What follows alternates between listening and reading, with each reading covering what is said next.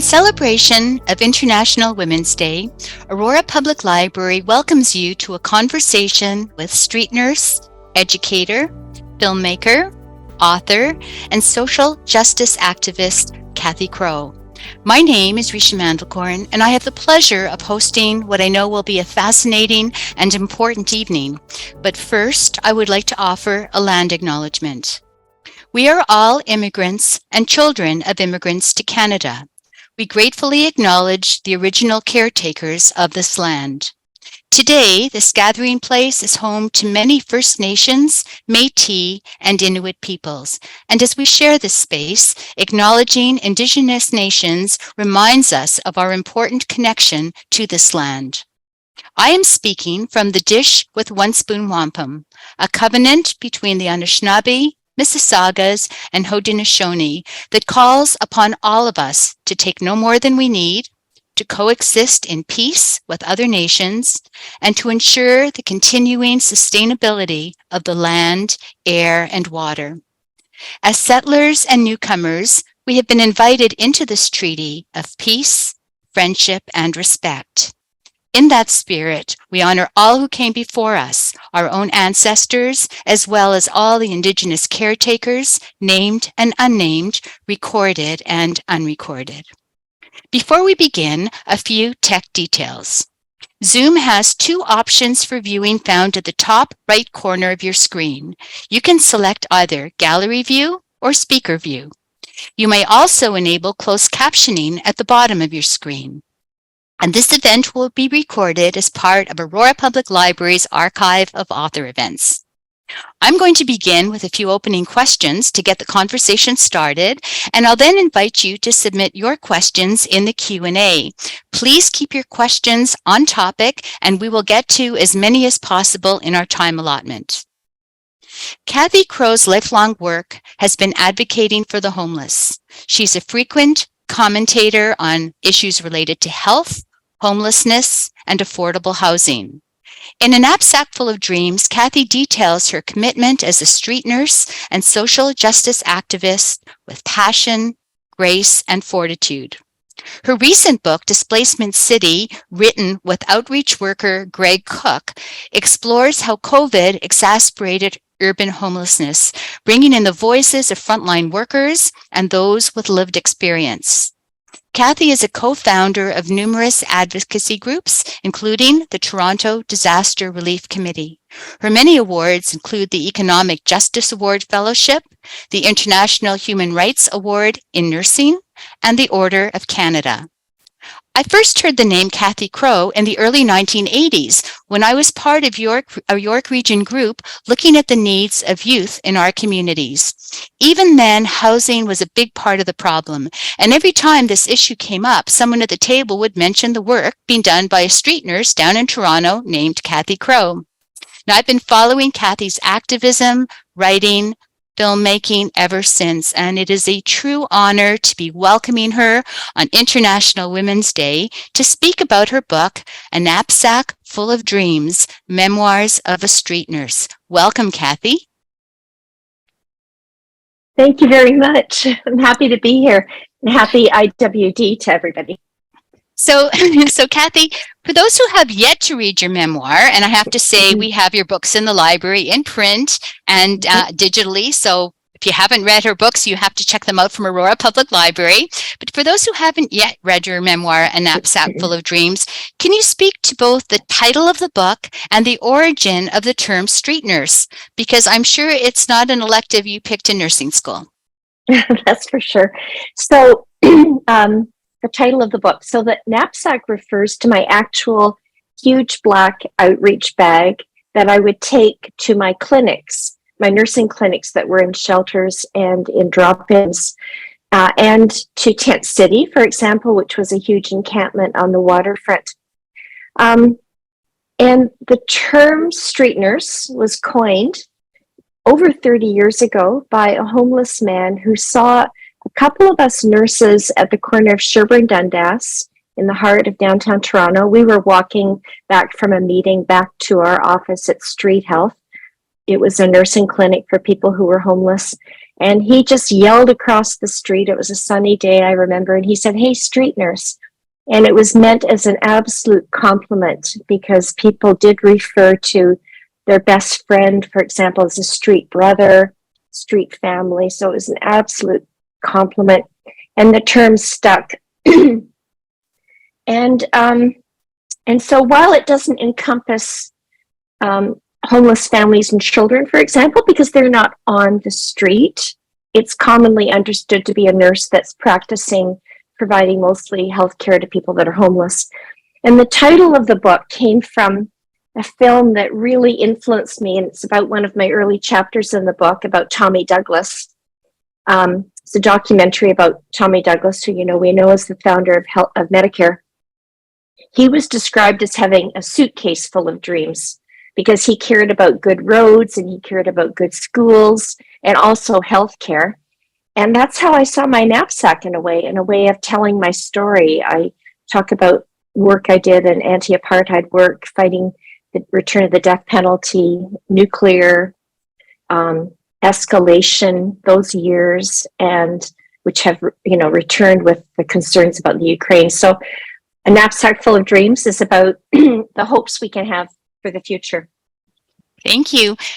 Cathy, you've worked on the front lines of those living in poverty in Toronto for more than 4 decades, but this past December, you decided to stop active nursing. And I watched an interview that you gave on CBC, and it was very powerful on a personal and a political level. It must have been a difficult decision for you. Could you speak to that? Sure. It was very, very difficult. I have been a nurse for 50 years now, and I think that's long enough. And yet I also felt and still feel like my work is not finished. But at the same time, I was watching the Ford government and the Minister of Health in Ontario just continue to do devastating policy decisions affecting healthcare, but affecting patients also. And in that interview with CBC, I actually did break down, and the interviewer asked me why, and it was because I was describing what I knew was happening in pediatric ERs, in emergency rooms, and for families and in long-term care. So I call it stopping, where I gave up my active nursing license, but I'm still an RN. I'm still doing pretty much everything I was doing before, but I did it more as a political statement to also support and rally with other nurses. It was a very hard decision. It still is, because people think I'm retired, but I'm not. Well, that's a good thing. That's a good thing. Much better slant on it. Thank you. Cathy, the pandemic changed things for everyone. Can you speak to the book that you most recently co-edited entitled Displacement City? Yeah, thank you. So U of T Press, a wonderful woman who may be on this Zoom, Natalie Fingerhut, early on in the pandemic, she witnessed firsthand the flooding of people into streets and parks, people who were homeless, who had nowhere to go. Tim Hortons were closed, libraries were closed, as you know, and there was just an inundation of people everywhere. And she contacted me and asked me if I would put together a book if I would write a book on the impact on the unhoused population. And I said, I would think about it. And then I decided an edited version would be better, because I had been sidelined by a concussion. So I was mostly at home working from my dining room table, but I knew who was doing what. And I was still working full time on COVID, but from home.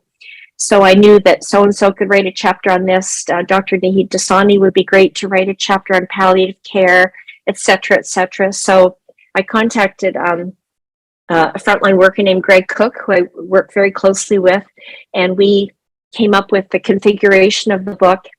So it's a beautiful book. It's full color with over 60 photographs, over 10 people who have experienced or were homeless contributed to the book, both in the way of chapters about their experience.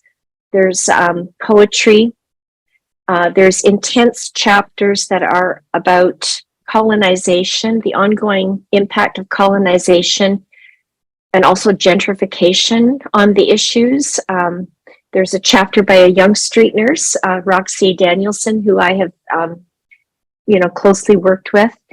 There's a chapter on palliative care. I mean, if you can imagine palliative care provided to people who are homeless.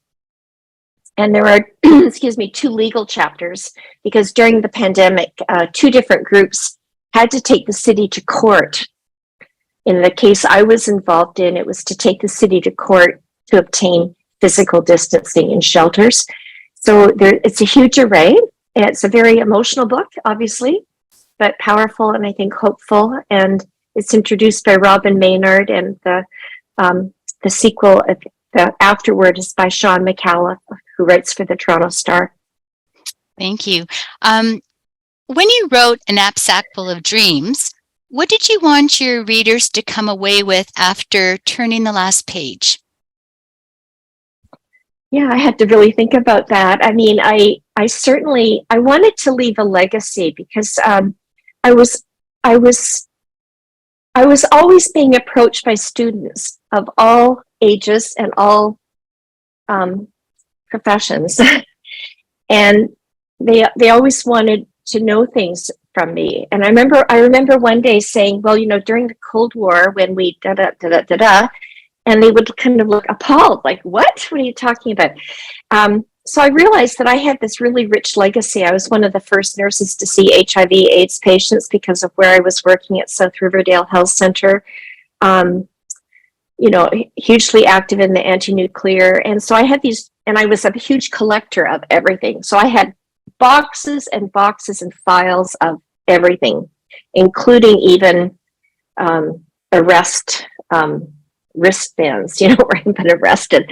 So, I mean, I had everything. So I just felt like I wanted to document that for posterity, but also to show that there is always a step forward.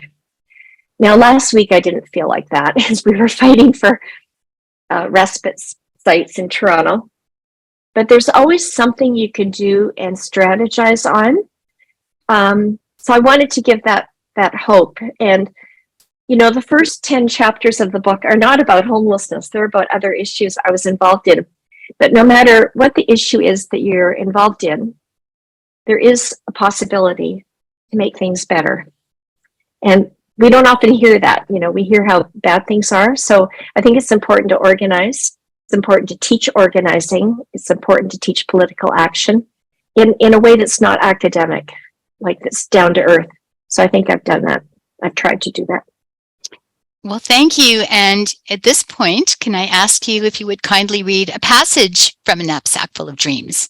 And I will take myself off the screen so I can enjoy as well. Okay, thanks.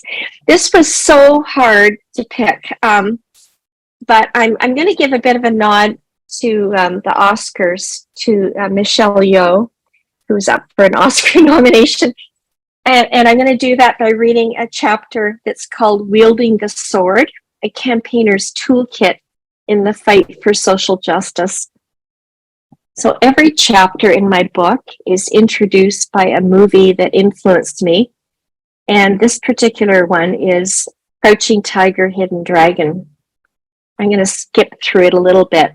But Crouching Tiger, Hidden Dragon is a wuxia, heroic martial arts film set in the 18th century China, directed by Ang Lee. The title is a literal translation of a Chinese idiom that refers to circumstances full of danger. It tells the story of two master warriors, one of them played by Michelle Yeoh, who come face to face with a young aristocrat who, destined for a loveless prearranged marriage, possesses superior fighting skills. A 400-year-old sword known as Green Destiny is central to the ensuing drama, featuring exceptional martial skills. One line in the film expresses the sentiment of the human struggle for justice. A sword by itself rules nothing. It comes alive through skilled manipulation. So then when I begin the chapter, I really describe how I learned nothing of this in nursing school about social justice and how to create campaigns or struggles. But fortunately, for a good chunk of my career, advocacy and political engagement was such an integral part of my job that I learned how to do both. I learned from friends and coworkers out on the street, around the kitchen table, and sometimes over a couple of beers. I learned that political action is more than simply a shopping list of activities, which might include lessons on how to lobby your local politician. I learned the art of delicate, skilled manipulation. Sometimes it took the form of research, like the Street Health Report, and sometimes it took the form of 5-minute deputations to a city hall committee. Sometimes it involved blunt actions to fight for what was right, confronting a politician while the TV camera happened to be close, or using secret video footage of horrific shelter conditions to expose the truth. And I'm going to jump ahead. In this chapter, there are a whole bunch of case studies, very short, of things we did. And I'm going to read you one called Yellow Tape and Cardboard Boxes. There are times when I've been involved in what you might call extreme actions as a response to extreme circumstances. Believe me, they've only been done after all other options have been tried.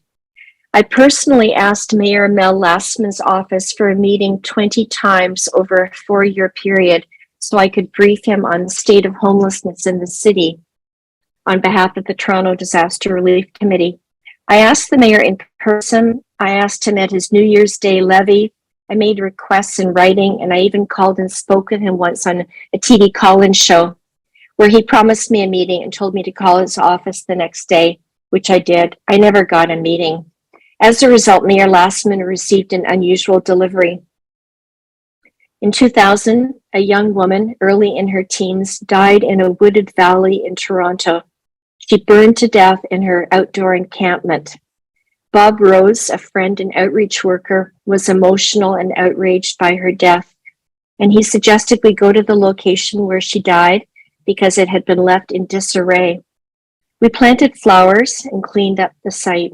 We packaged the burnt remains of her sleeping bag and belongings and put the ashes in 3 boxes and tied them up with yellow police tape. We delivered one of those boxes to Prime Minister Chrétien's House of Commons office to demand that he invest in a national housing program. We delivered a second box to then Ontario Premier Mike Harris with the same request for housing monies. The third box was delivered to Mayor Mel Lastman with the urgent request that the city open more shelters to prevent such violent deaths. This action was meant to underline the worst aspect and end result of homelessness and point to the culpability of each level of government. Ultimately, media covered that this young woman's death was not in isolation and that in the past month alone, a 36-year-old man had been choked to death in one of the city's shelters. Another man had drowned in Lake Ontario, and a man had hanged himself in another city shelter. In the Globe and Mail's coverage of this action, they noted that the Ontario government had cut welfare rates 21.6% and offloaded about $800 million in social housing costs onto the municipality. So I'll end there. It's one of just many examples in that chapter that range from conferences to public inquiries to using an inquest as a form of social change, sometimes getting really obvious results, sometimes not. But it's a strategy, right? And it's not that you could necessarily duplicate that, but it was the one at the time that worked. Thank you, Cathy. You wrote, "My nurse hands carried a black bag into the streets, to protest, to City Hall, across the country." So for more than 4 decades, you've walked a tightrope balancing your work as a street nurse with hardline activism that's often positioned you at odds with every level of authority. And I read that in 2009 to 2013, you were actually blacklisted and unemployed. What has fueled this passion? And in addition to what has fueled this passion through all of this, there's so much hope. So many times during our conversation, you've talked about hope and possibilities.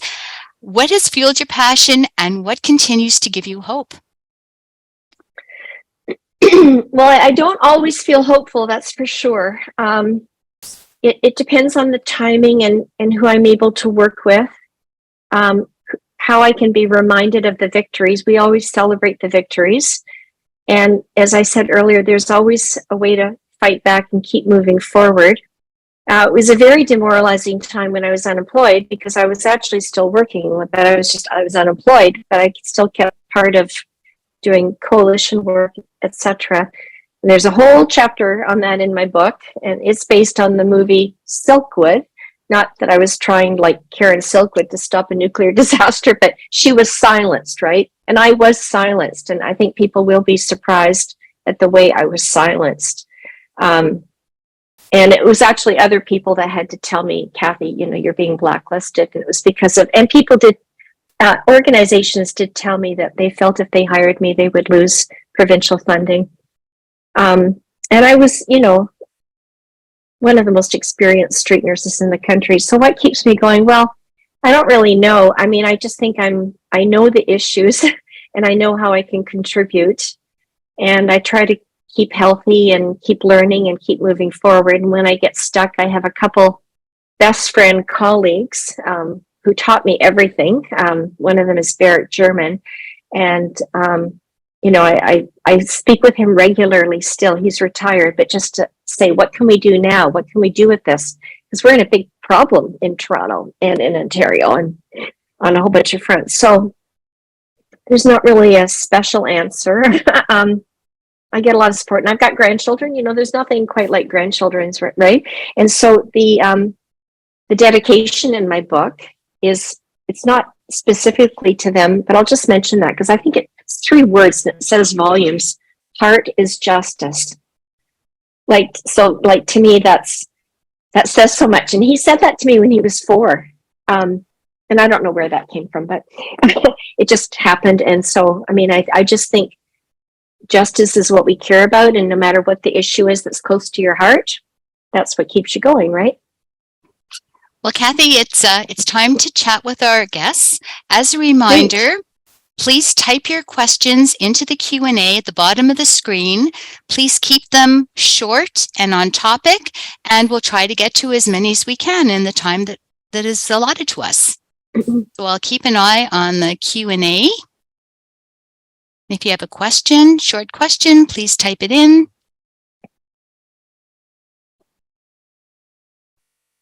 And maybe while we're waiting, I will throw in another question to you if I can. Sure. Because I don't have to type them in. Cathy, fighting for justice sometimes can seem like an insurmountable struggle. What's one small thing that each of us can do, that each of us has within our power that can make a difference? Well, my answer to that would be a formula. And some people might have heard me say this before. It's called the 1/3, 1/3, 1/3 formula. So it's really, but it's really simple. It's think about what is the issue that is close to your heart, that you care about, that you want to make a difference on, or that you want to learn about. And think about allocating 1/3 of your energy, your time, your letter writing, maybe your donation to the downstream piece of that. So in the case of homelessness, that would be donating to a local women's shelter or calling up a family shelter to say, gee, what could our women's group collect for you? Or what could our grade 8 class provide for you? So that's a downstream way to help. Another 1/3 for upstream, which is to support housing. I mean, in this case, the upstream effort. Now, you can't obviously fund and build housing. It's pretty hard. But you might know of a housing project that's being developed in your community. And again, how can you help?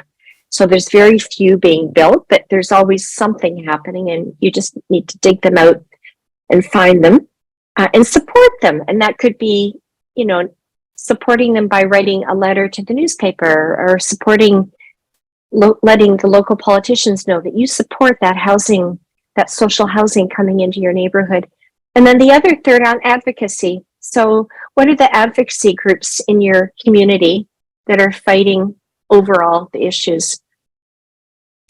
But, you know, a simpler answer than all of that is just to get to know the issue, follow the news, subscribe to your local, are they called city councilors in the region of Aurora, or Ward counselors? ward councilors? So subscribe to their newsletters if they have them.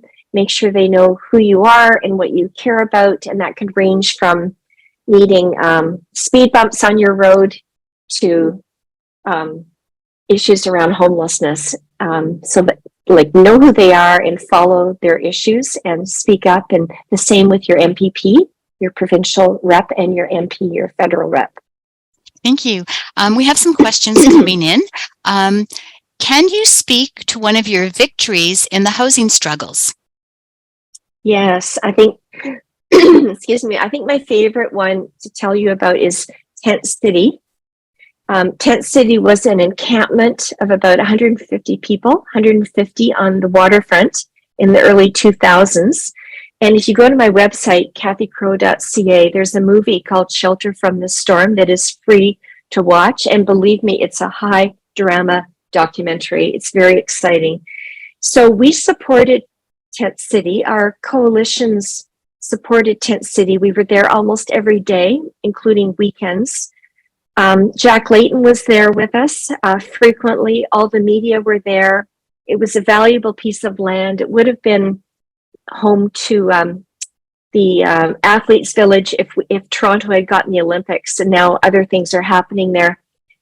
So when they were brutally evicted after 3 years, it was an international story, and they had all been very strong advocates, and we won housing for them. And they won housing for themselves is perhaps a better way to say it. They won something called a rent supplement program, which was one of the first times it had been used so sensationally. And that meant that their welfare or pension income would be topped up so that they could actually afford a real apartment at market rate.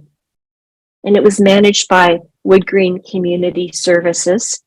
And this was important because, first of all, everyone got housed, everyone got healthier. Even the dog named Chaos gained about 10 or 15 pounds.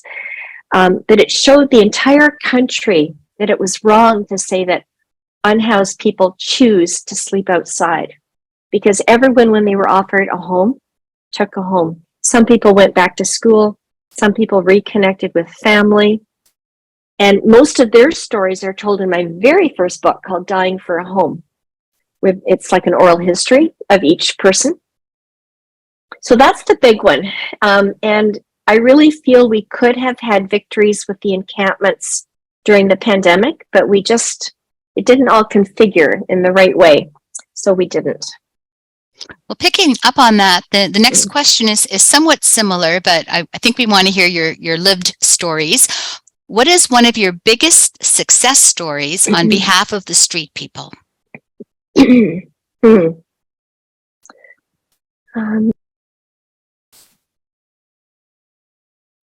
Well, I mean, there's a few things that happened in succession with protests that led to the opening of shelters. But perhaps the biggest national win or success was in 1998. This is a long time ago. In 1998, we declared homelessness a national disaster. And there was huge momentum and protests across the country. And that actually led to a new federal program to fund homelessness, to fund homeless agencies. York Region, for example, would have received some of this money called Skippy money, SCPI. It's now renamed HPI, and every time the government changes, they rename the program. But that was money that put millions of dollars into local communities to fund shelters, to fund outreach vans, to fund improving air quality in shelters, putting showers in.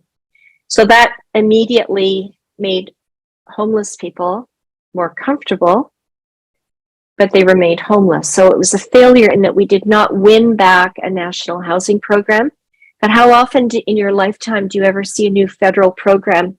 So this was a new federal homelessness program, and we're now seeing that with daycare and soon to be pharmacare, right? So it only happens about every 10 to 20 years, if that. So I would name that one. Thanks. That's Eleanor that asked that, I see. Eleanor out in British Columbia has Oh, asked hi, that Eleanor. question. The next question is, homelessness is a huge issue for the city. How can we empower people to contact their counselors? So I don't know where this caller is living, but I'm guessing she used the word city, so maybe Toronto. She's gonna maybe tell me. Yeah, people are very nervous and timid about calling their counselors, and it's funny because counselors actually love to hear from you. They would rather hear from you than from me, because you're a voter living in their ward or in their region, and they have a whole lot of staff, like specifically hired and specialized in how to respond to what your question is. So it's tricky. I think I've never seen the amount of outrage right now by Torontonians on the shelter crisis and the lack of warming centers. And thousands of people did contact their counselors. Part of that was engaged by a faith group called Stone Soup. So if you're on Facebook or Twitter, look for Stone Soup, led by Reverend Alexa Gilmore. And another one was done by a group of health providers and a group that I helped found, Shelter and Housing Justice Network. So sometimes the tool has to be made, so that people can just sign on. But in that situation, we had over maybe close to 5,000 signatures of regular Torontonians contacting their city councillor. I think it needs to be taught in schools, I teach my grandsons all the time. I tell them I tell them how I complain and they roll their eyes, but the water tap was not turned on where my one grandson was doing tennis. So I contacted the counselor and I contacted, and then it gets fixed, if you're lucky. So I think learning how to do that basic advocacy is very important. There's a whole chapter in my book, by the way, and the movie intro to that chapter is called The Way, which you might know is it's a faith-based walk in Europe. I forget the proper title of it, but and in that chapter, I talk about walks that I did here, where I would take students out on social justice walks, and I always take them into a library.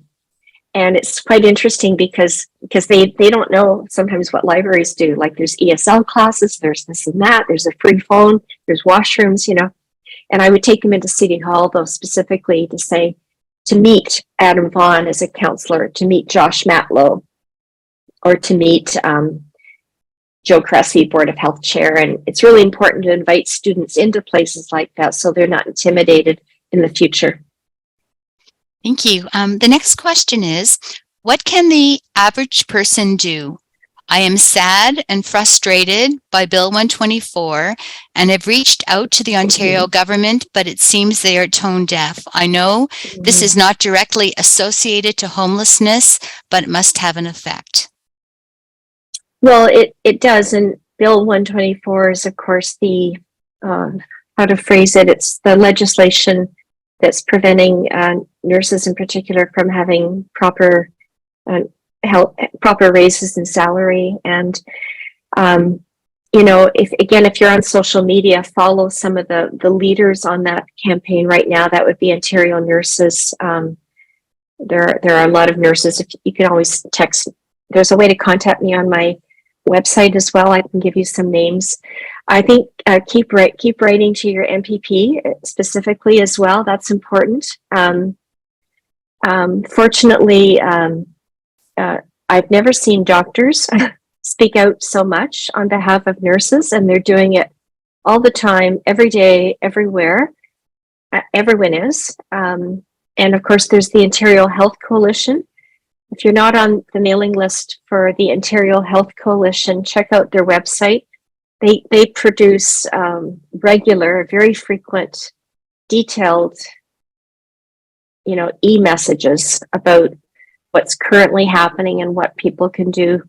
There have been some demonstrations, I would say not enough and not strong enough. I'm disappointed in the response by nursing unions, and also, there's the RNAO. You may be a nurse, I don't know, but just like look at those groups for resources and just keep hammering your message to them. The next question is, what is something that you wish more people understood about our unhoused community?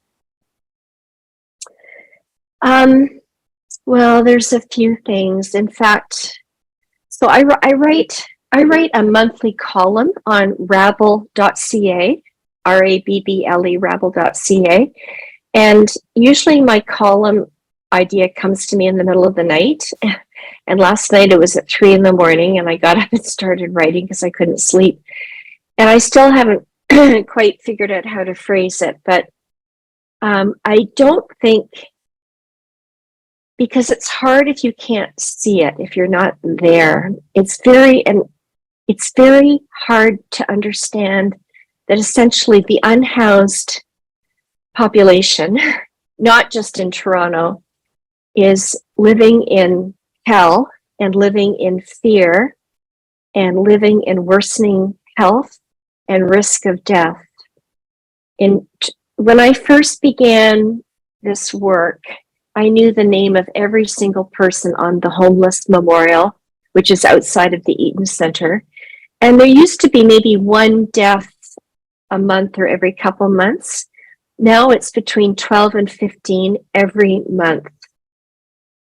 And the conditions in shelters, in some cases, believe it or not, are worse than UN refugee camps.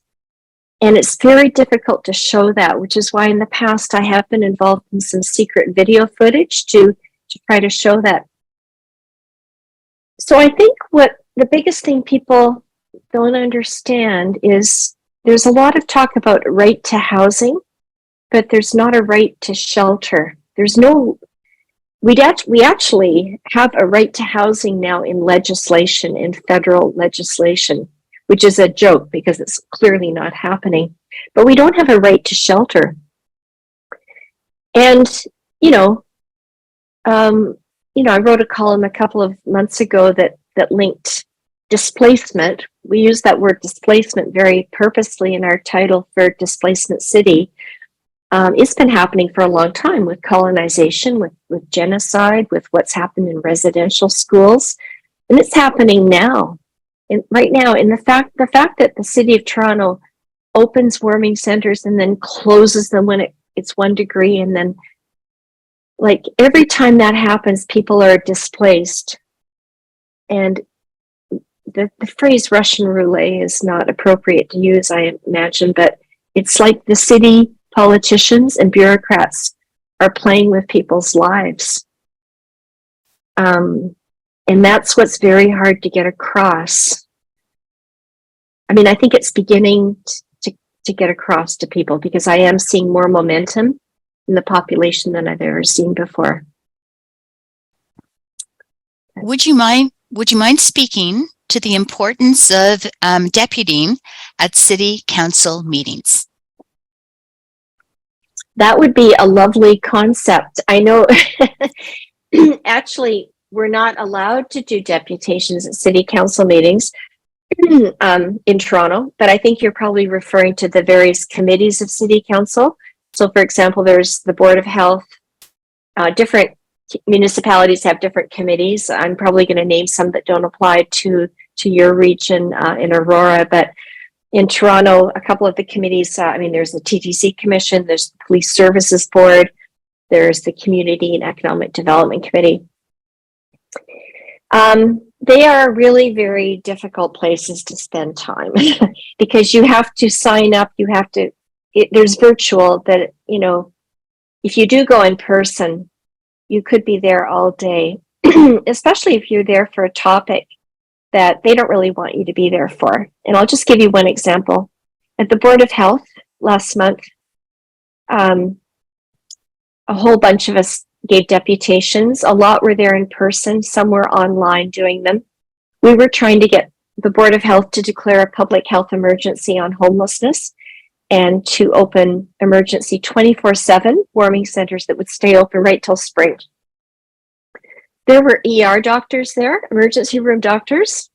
There was one there, Raghu Venupala. I know I'm not saying his name right. He was there all day. It wasn't, we were there from like 9 in the morning till 2:30. Finally, we gave our deputations. He had to work an overnight shift that night. So you're really put out. There's not a courtesy, there's not an organized system in this day and age that facilitates deputations. Very, very, very difficult. But if we had not been there, the Board of Health definitely would not have passed. They did pass the motion. So that was important. And then when it went to City Council, it failed. But the momentum carried on from those deputations, and we did get money in the budget, but not a declaration of emergency. It's very, very challenging, and we have to challenge the status quo. Dave Meslin has written a wonderful book, and I don't know the title. I'm sure you would have it in your library, but it's about democracy. And he really points out that this is ridiculous, that there can't be an organized system. I mean, people can book physio appointments online. You can do all kinds of things online. Why can there not be an agenda item set for 11 a.m.? This is when we'll hear item, Board of Health 2.2 or whatever. So what I do on that is I complain to the city clerk and I complain to the councillor and I say, this was really inappropriate and rude that you did this to people. And, eventually maybe something will change, but it is very important. And it's especially important when you bring people who are directly affected by the issue with lived experience. And there's an organization in Toronto, the Toronto Neighborhood Group and St. Stephen's, that do that very, very well. And they support people and help train them to do deputations. It's very, very important. And we don't learn that in school. I never learned that in school. Thank you. The next question is, how can we best support unhoused members in our community? So I think, first of all, fighting for them so that, there is adequate shelter for them and adequate services.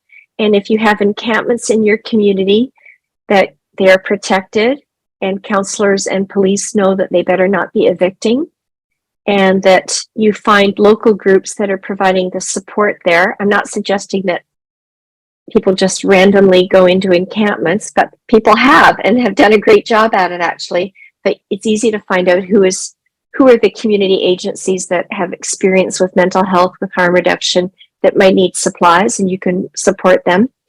I think for people that you visibly see that are in distress, like, first of all, being friendly and say hi. And if somebody is in distress, just simply asking, what can I do? Do you need help? Some people might want to be left alone. So those are ways, but then also we have to be campaigning for housing. And I'm afraid we're a little bit weak on our housing campaigns. Like, we're going through a lull right now, like, just being honest, and that will change, but we are in a lull period, partly because of the pandemic, other reasons too, but. The next person says, "Hi, Cathy. So grateful for your work, dedication, and passion. You inspire us to keep going. Trade unions in the city are not engaged in supporting the unhoused. In some instances, union workers are involved in removing residents from encampments. What are some of the strategies that trade unionists who want to make a difference can use to mobilize in the struggle for affordable housing and taking care of our unhoused friends?" Mm-hmm. So you may be referring to CUPE. In Toronto, it's CUPE 79 and 416 that are city workers that are being directed to, destroy people's belongings. And I don't know the internal processes they can go through, but they should do whatever they can to, make complaints, make complaints to their union stewards saying they morally can't do this. when they're having union meetings, local meetings, think about inviting advocates in. Diana Chan McNally, Lorraine Lamb, Greg Cook. There are many prominent speakers that would be happy to come in. You could be pushing the more senior union management to speak out and fight on your behalf on these issues. You could be channeling donations to groups that are defending encampments, for example. When we declared homelessness a national disaster, Toronto Disaster Relief Committee had massive union support from then CAW, CUPE, OSSTF, EPFO. I'm using a lot of acronyms here, but you get the idea. And, you know, things have changed, and that has a lot to do with, I'm sure, union management or union leadership, union memberships. COVID played a big role in all of this. But for sure, speak out, write articles in your newsletter about it. It's very demoralizing for the workers that don't want to be doing this. I realize that. There was a response from someone you asked a little while ago. Somebody had asked a question, and you asked, "Is it from Toronto?" And the person has just said, "Yes, Toronto." So, okay. So there's your answer to that. This isn't so much a question, but I think it's a very good comment. Homelessness in Canada, a cold country, is a form of genocide, and with good public policy, much of it could be solved, and Canada could lead the world in that. Would you comment on that? It's a very positive comment. Yeah, thank you for that. That's really naming it for what it is, if you ask me. And there's a concept called social murder that is being increasingly written about. Professor Dennis Raphael from York University has written quite a number of articles about social murder, which refers to when you know the research, when you know the facts, when you know what the impact will be by your policies or lack of action in policy, and it leads to death and disease and death. That is social murder created by social conditions.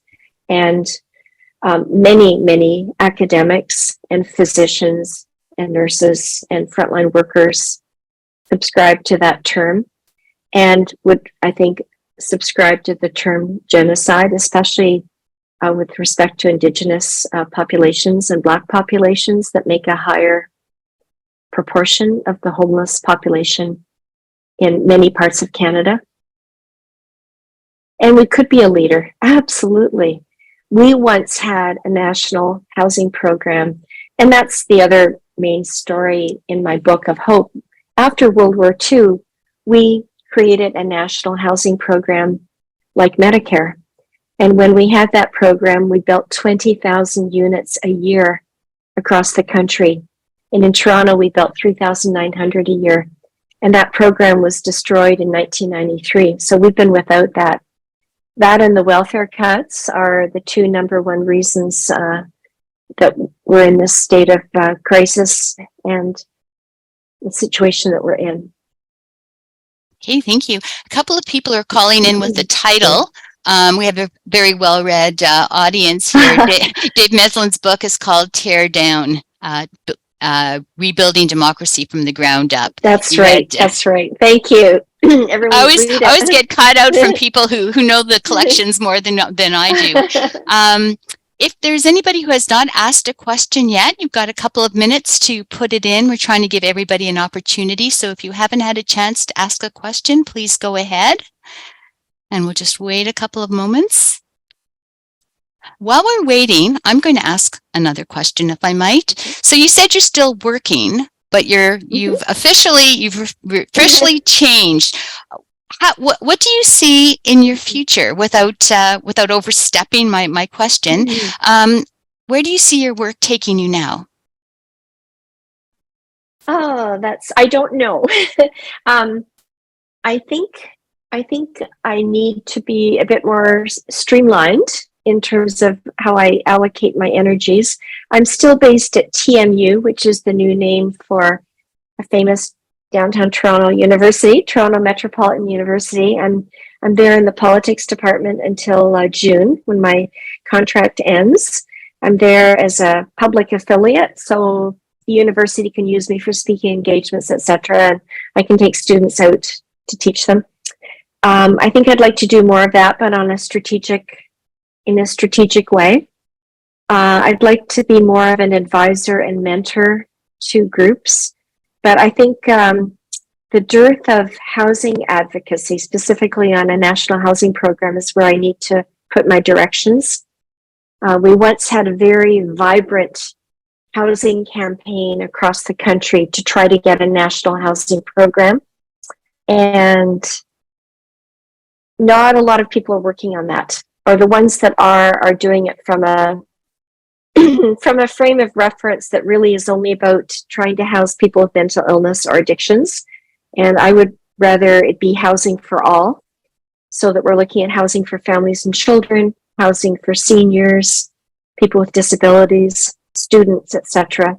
That's what we once did, and so I have to try to get my head around that to see who I can work with on that. Well, thank you very much, Cathy. And as we come to the end of our evening, I would like to thank the Writers Union of Canada, whose funding for authors to read in public venues made this event possible. I would like to thank you, Cathy, not only for your book, but for the courageous scope of your life work. I'd like to thank Lucy Frechette for tech support. She makes this all happen. And I would like to thank our guests for spending your evening with us. And as I close out, I want to remind everyone that International Women's Day is not just for women. All are welcome. All are needed. Good night and stay safe. Thank you for joining us. Bye. Thanks, everybody.